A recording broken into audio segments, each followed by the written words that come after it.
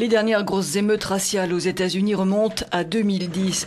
La nuit de la Saint-Sylvestre 2009, Oscar Grant, un jeune garçon boucher, est abattu d'une balle dans le dos par un policier qui dira avoir confondu son arme et son taser. À l'annonce du verdict, 2 ans de prison, jugé trop clément, des heurts explosent, encore une bavure de la police contre un noir. L'histoire des États-Unis en est jalonnée d'émeutes raciales, de colère des Noirs contre la suprématie blanche.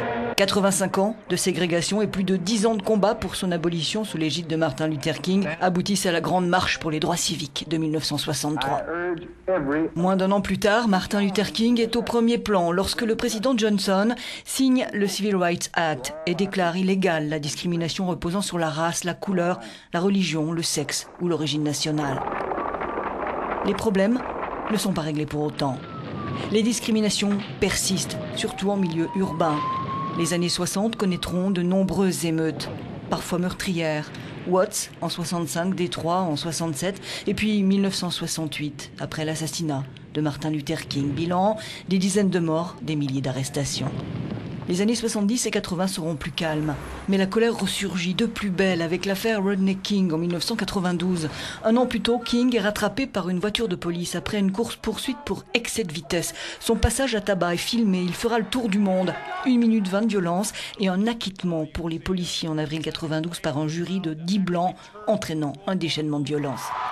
Et puis, il y a 2008, 45 ans après le fameux I Have a Dream de Luther King, l'impensable se produit.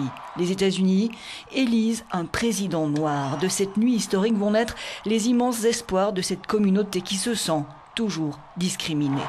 Mais si l'Amérique a élu Obama, elle n'a pas changé pour autant. En 2012, le sort de Trayvon Martin vient le rappeler cruellement.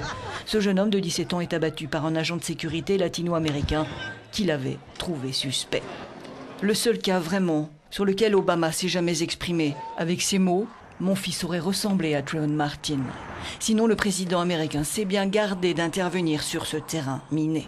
Pendant ce temps, chaque affaire et les émeutes qu'elle soulève éclairent un peu plus une génération qui ne croit plus au discours et qui subit de surcroît la crise économique de plein fouet.